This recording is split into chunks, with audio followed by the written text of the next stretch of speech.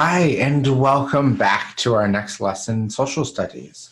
And today we're taking a peek on an event in history called the Constitutional Convention, where we have all of these leaders, these delegates from these different colonies, these different states at this time coming together and deciding, how are we going to run our government? Who's going to be our leader? How are we going to create laws? Who's going to enforce the laws? Who's going to judge people if they break the laws? What is going to be our entire structure of our government from a federal level, state level, and local level? And back in 1778, these groups of people got together and formulated the government that we use today. Let's take a look, shall we? Let's go. All right, welcome. In our last video, we talked about the creation of the Declaration of Independence, where we had where we had King George III over in England with the government, and we had the colonists way over on the other side of the ocean. We had leaders like George Washington, Adams, Benjamin Franklin all get together and write this letter saying, hey, we do not want to be part of England anymore. We think that all men are created equal, that we have the right to pursue life, liberty, and the pursuit of happiness. We're going to create our own country. And they sent that all the way over to King George. And that was called the Declaration of Independence, which led to the American Revolution for 18 years of this conflict between these colonists and England over on the other side of the ocean. And the colonists eventually won. And then winning in 1783, they had to answer these really difficult questions. How do we start a new government? How do we start a country? Who's our leader? How do we create laws? What are going to be our laws? Who's going to enforce the laws? Who's going to judge the laws? And this was a very difficult process. And so today's lesson, we're going to look at the US Constitution and the Bill of Rights, which is the frame of the government we still use today. Let's take a look. So our first form of government that the colonists came up for wasn't very successful. It was called the Articles of Confederation. And we're going to start there, the Articles of Confederation. The Articles of Confederation were kind of a friendship between the states. Each state was its own state, had its own leader, had its own government, and they were kind of just a group of friends, a group of states together. There was no one leader, there was no president, there was no king, because again, they didn't want that one leader to tell everyone. They wanted to be very community. They wanted to be very democratic, a government of the people coming together. Each state had their own power, had their own leadership, and had their own government. There was no head leader, no government, or no federal government. But there was an army that was there to protect all 13 of the states. And the general of that army was George Washington, that we know becomes the first president of the United States. So, issues with this type of government is there was no solid leadership to keep people together. There were too many conflicts. Colonies down in South Carolina and Georgia wanted very different things than the colonists living in New York. And when they all become part of this new government, they wanted different things, and it was hard to get everyone to agree. And so in the Constitutional Convention in 1787, the delegates of each state got together and they were saying, these Articles of Confederation are not working.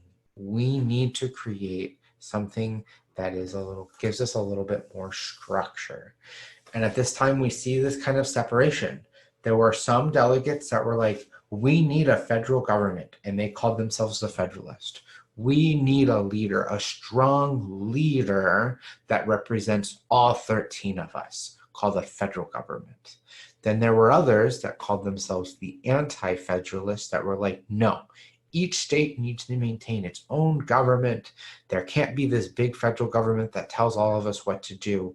Each group of people, each community needs that democracy, needs that being able to support in their government, to participate in their government. And so there are these kind of two sides. Do you have the strong federal government, or do you have each of these individual states with its own power? And it was kind of spread throughout. It wasn't just one wanted one and one state wanted another. In each state, you had a large group of people that wanted a federal government and a large group that didn't. And we see that across the map. All right, so let's look at a GED question. Our first one, we have the Federalist and the Anti-Federalist. So we have our groups, Federalist, their views, the view on the Constitution, and the prominent member in history. Let's look at the Federalist, their view. They supported a strong national government. They wanted a large military force. They supported commerce and industry over agriculture, and they opposed slavery. Their view on the Constitution, they supported the Constitution because the Constitution we have today supports a very strong federal government and also strong state governments. And their main prominent member was Alexander Hamilton. The Anti-Federalists, they wanted to limit power of a national government. They didn't want the type of government they had before. They didn't want one king that had all of the power to then tell everyone what they had to do. They wanted a balance of power. They did not want to have one tyrant king like they had before. They believed states should keep as much power as possible, and they favored agriculture over commerce and industry, and they also supported slavery. We will look later when we start getting into the economy of the connection between agriculture and slavery, because the agriculture industry really depended upon the slaves. They opposed the adoption of the Constitution. They were like, no, the Constitution gives too much power to a federal government. And their main point member was Patrick Henry. So let's look at our first question. Question 1. Which of the following statements could be categorized as expressing an anti-federalist viewpoint? Remember, we're talking about the anti-federalist viewpoint. Limited power of national government, believe states should keep as much power as possible, and they favored agriculture. They did not favor commerce and industry. Let's take a look. A, the Constitution should be ratified as quickly as possible. Ratified means good, passed, we should vote on it. B, the national government must be capable of enforcing its own laws. National is again kind of like federal. C, the work of the nation's farmers is more important than that of factory workers. And D, taxes should be raised to support industrial growth. Which one do you think was supported by the Anti-Federalists?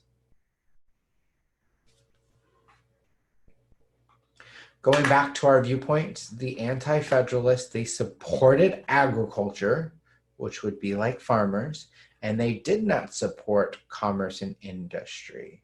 So if you chose C, your answer is correct. The work of the nation's farmers is more important than that of factory workers. They really supported agriculture and farmers. So let's talk about the idea of balance. Our form of government that we have today really tries to balance these two things out. The US Constitution we have today really puts a lot of emphasis on a federal government, but it also puts power at the state government, that some states have power over the federal government, and that the federal government has some powers over the state government. We also see the balance of our different branches of government. There's no one person or one branch that has more power than the other, and that is called checks and balances between our federal government and our state government. Let's take a look. So the US Constitution was made and ratified in 1789, and the first three words are "we the people," which is a very democratic form of government. And it has this idea of checks and balances, that not one person or one group has too much power. So our government is broken up into three branches. There is the legislative branch that make all of our laws. There's the executive branch that carries out our laws. And we have our judicial branch, which interprets the laws. Now, what does that mean? Let me give you an example. The legislative laws will make a law like the speed limit. They say the speed limit should be 55 miles per hour. But then who carries out that law? Well, the executive branch would be like our law enforcement, our state patrol. And they are the ones that actually patrol the roads to see if you are breaking the law or not. And it is their interpretation. Do they pull you over if you're going 56 miles per hour? Do they pull you over if you're going 60 miles per hour? Or do they pull you over when you're going 65, 70 miles per hour?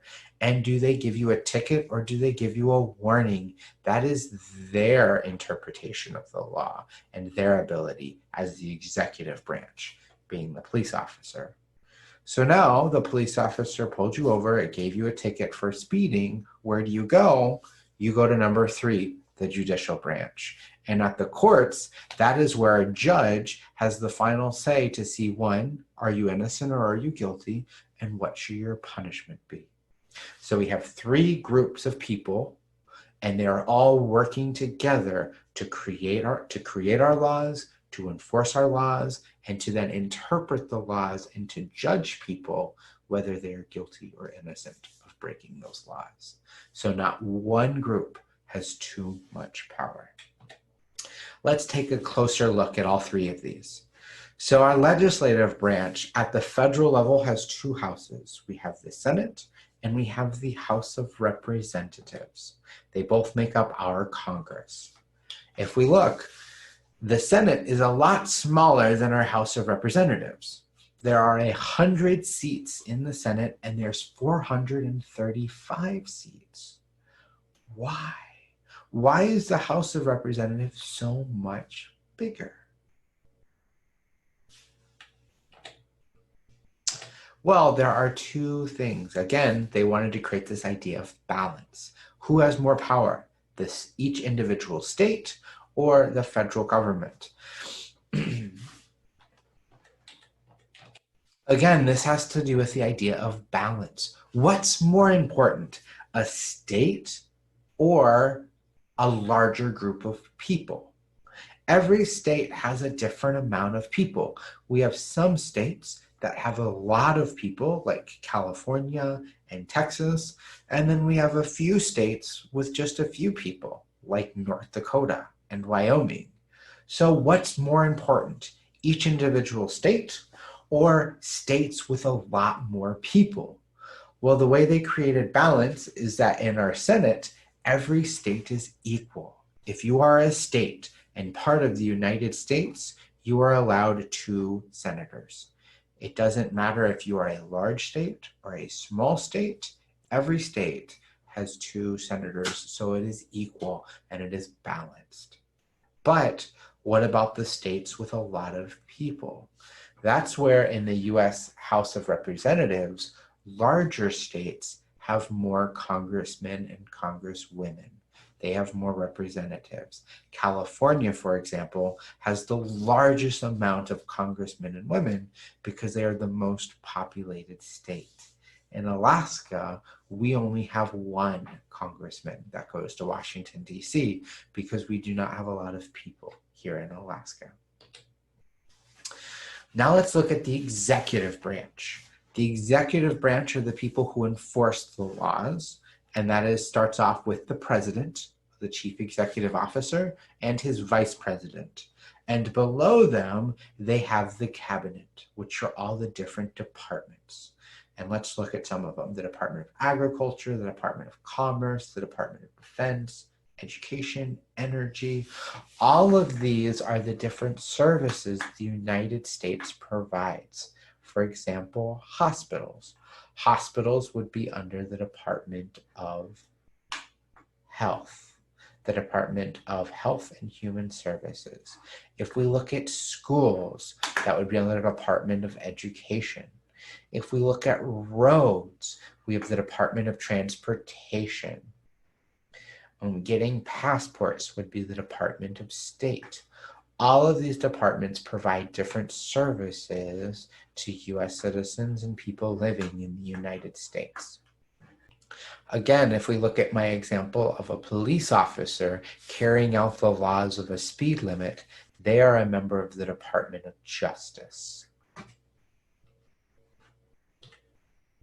And finally, we're going to look at our judicial branch, and those are our judges who judge and interpret the laws.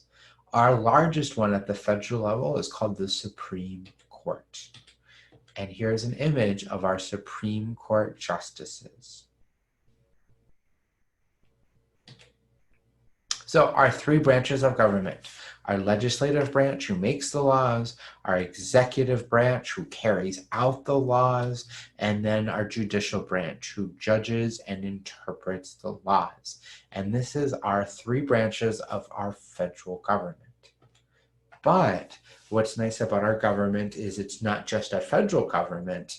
Those three branches also extend to our state government and also to our local government. So here are the three we talked about at our federal level: our legislature, our Congress at Washington, D.C., which is the Senate and the House of Representatives. We have our president and his cabinet, and we have the Supreme Court justices.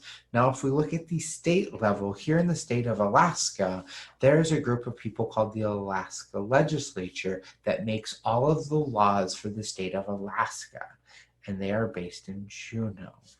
And they get together to create all of our laws. Then our executive leader is the governor. Every state has a governor who is that executive leader of that entire state, who then works with the Department of Education, the Department of Health, the Department of Housing, the Department of Transportation, and works with providing all those services for the residents and citizens of Alaska. And finally, there's also the Alaskan courts that works with all of the laws at the Alaskan state level. We can even zoom in closer to the local level of being here in Homer, that we have the Homer City Council that gets together to make all of the laws for the city of Homer, laws such as where you can park, how much fee should be for parking, where businesses can be, the distance businesses have to be apart, what type of businesses are allowed to be in town. They create all of the laws for the city. There's then a leader, the executive leader, who's the mayor of the town, who's in charge of helping provide all of those services. And then there's also the courthouse here at that local county level for the Kenai Bureau, the Kenai Bureau District Courthouse. And so again, we see our three branches of government at the three different levels. So we see balance, checks and balances. Not one person, not one group has too much power. So how did they actually write that into the US Constitution in 1789? Everything we just talked about is documented and written into the US Constitution in different articles. And then also in the Bill of Rights are all of the rights of US citizens. And so let's look at those. Moving on to checks and balances. And all of that framework is grouped in different articles in the US Constitution. They have one over Congress and how the legislative branch works. They have an article over how the executive branch works, and they have an article for the judicial branch. What else is in the US Constitution? Well, we have what's called the Bill of Rights. And the Bill of Rights are the group of rights that individuals have in the US Constitution. If you ever heard someone say, well, that's unconstitutional, that means it is breaking my rights as a US citizen and resident of the United States of America. And when they first created the US Constitution back in 1789, they had 10 rights for all US citizens. And that first group of 10 amendments was called the Bill of Rights. Well, let's look at these 10 amendments. So an amendment is a law that we add, and they built it so we can, as history goes along, we can add more of these laws to the Constitution. And we started with 10, and as throughout history, we added more laws, and we will get to that through our lessons. So our First Amendment is freedom of assembly, press, religion, petition, and speech. This means that Americans can practice whatever religion that they want to, that they have the right to create groups, and that groups of people can meet regularly without the government controlling them, that we have the ability to have news reporters that can report information and report the news media. We can petition if we do not like something part of the government, and we have the ability to have freedom of speech. The government cannot censor the things that we say about the government. One thing to note, though, is that freedom of speech is not the same thing as hateful speech. Freedom of speech does not mean you can say whatever you want. Freedom of speech says that the government cannot control you from saying things about the government. But it doesn't mean that you can say things that are untrue, things that are hurting other people, or things that are hateful. The Second Amendment. The Second Amendment is the right to bear arms or to have firearms and weapons. The Third Amendment is the amendment saying that there are no quartering of soldiers. Now, what does this mean? If we look back at our last lesson during the American Revolution, and again in the 1700s with all of these soldiers, back then at this time, there's a large group of soldiers coming through this 18 years worth of war. Where are those soldiers staying? Where are they sleeping? Where are they eating? And where they were inside your homes. At this time period, soldiers were allowed to just go into people's homes, and it was your obligation to house soldiers, to feed soldiers, and to take care of them, because these were the soldiers fighting for your rights and your freedoms. Now, this Constitution, when they created this, they said, no, that is not fair. It is not right for soldiers to just walk into people's homes and for them to say, nope, you have to house me and feed me. Now, the US government is in charge of housing and providing facilities for their soldiers to stay and sleep. It is not required for them to go into private homes and to stay there. All right, the Fourth Amendment is for unlawful searches and seizures, which this means is that police officers have to have a warrant to come in and search a premise. They cannot just unlawfully search. They must have proper cause to search and to take and confiscate information for evidence. The Fifth Amendment is the right to remain silent, which means as an individual, if you are convicted of a crime, you do not have to testify and say anything that you did or didn't do. That is your right to remain silent and not say anything. And it is the responsibility of the prosecutor to find enough evidence to prove that you are guilty or innocent. We're in a government where you are innocent until proven guilty. The Sixth Amendment. A person convicted of a crime has the right to a fair and speedy trial. That means when you are arrested and you go to trial, it is your right to say, no, you can't just hold me and keep me in jail for a very long period of time before I go to trial. It is your right for a fair and speedy trial.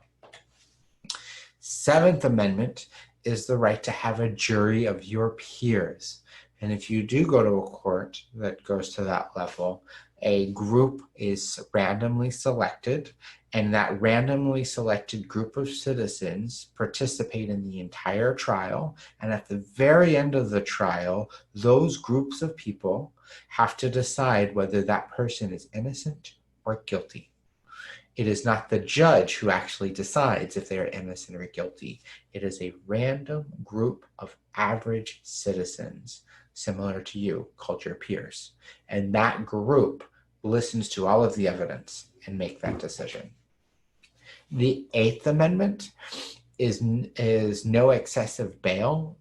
Excessive bail shall not be required, nor excessive fines, which means when you are arrested, individuals are able to pay money, to pay bail, to then leave jail, to then say, yes, I will come back and I will come to my court date. The Ninth Amendment is power of the people, that people have certain powers over the government, and that the 10th Amendment is power of the states, that states have certain powers over the federal government. And this is why some states have different laws in other states. If you notice, every state has their own driver's license. Every state can make laws on buying and selling alcohol, buying and selling tobacco.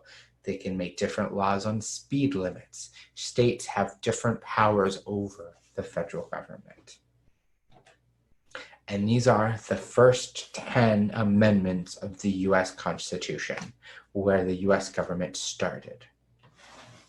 All right, it is time for us to look at a political cartoon. So looking at this political cartoon, remember every word is important. Here at the bottom, I see Articles of Confederation, so I know this is the topic. I see a little scroll here that says Articles of Confederation. He looks really sad because, again, the idea didn't work. And they said no president, no executive agencies, no judiciary, no tax base. Again, they're talking about that idea of federal government. No army funding, no navy funding, weak foreign policy, no trade policy. What were they thinking? And the Articles of Confederation says, it wasn't all bad though. So it's kind of a funny joke. So again, we understand that they're talking about the Articles of Confederation. Who would these people be? Would these people be Federalist or anti-Federalist? If you said Federalist, you are correct. They would be supporting the federal government, a strong federal government. All right, first reading from the Federalist Papers. From the Federalist, number 2 by John Jay.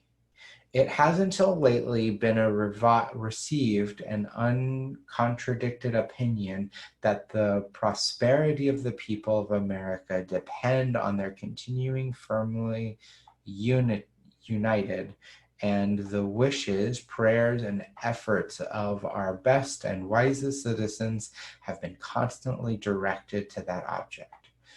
But politicians now appear who insist that this opinion is erroneous, and that instead of looking for safety and happiness and union, we ought to seek it in a division of the states into distinct confederacies or sovereignties. Which two categories of individuals does John Jay identify in the first excerpt? So we're looking for two different groups of people. So he said, we have, instead of looking for safety and happiness in union, the idea of staying together, they say we ought to seek it in a division of the states into distinct confederacies and sovereign unions. So instead of staying together under one unity, they're then separating into individual states. Okay, so A, his supporters and supporters of Alexander Hamilton. B, people who believe in a strong central government and people who believe in strong state governments. People of America and politicians from Great Britain. Supporters of state militia and supporters of large national army. What do you think? If you chose B, you are correct. People who believe in a strong central government and people who believe in a strong state government, which were the Federalist and the Anti-Federalist. Okay. From the Anti-Federalist letter of the Federalist farmer. There are certain unalienable and fundamental rights which are forming the social compact, ought to be explicitly ascertained and fixed. A free and enlightened people, in forming this compact, will not resign all their rights to those who govern, and they will fix limits to their legislators and rulers. How might the author of the second excerpt have categorized the citizens of the United States who agree with him? They were a group that was not free and enlightened. They were people who did not possess unalienable or fundamental rights. They were individuals who supported a strong national government. They were people who wanted limited government. So, people, enlightened people, they will not resign or give up all of their rights to those who govern them. They will fix limits to their legislatures. Does that sound like supporting a strong federal government or saying, no, we do not want these legislatures giving us laws and rules. We want the people. They are not going to give up their own rights. They were a group that were not free and enlightened? No, he was saying that they were enlightened. B, they were people who did not possess unalienable fundamental rights? No, he said they do have rights and they don't want to be given them up. They are individuals who supported a strong national government? No, they did not. They were people who wanted limited government. If you said D, you are correct. They are people who wanted to limit the government. Now we're going to look at passages from the U.S. Constitution. The following excerpt is from the preamble of the United States Constitution. A preamble is an introduction to a longer piece of writing. Because the original articles of the U.S. Constitution were written in the late 1700s, the language includes words that may seem confusing or unfamiliar. See, even here the GED exam is telling you, you don't need to understand every word. You're trying to understand what is the big picture. So, we, the people of the United States, in order to form a more perfect union, establish justice, ensure democratic tranquility, provide for the common defense, promote the general welfare, and secure the blessings of liberty to ourselves and our posterity. Do ordain and establish this Constitution for the United States of America. So, which of the following best describes the meaning of the phrase to ensure domestic tranquility? Tranquility. A, establish a fair court system. B, protect the rights of people. C, maintain peace within the nation. Or D, help all citizens achieve success. What do you think?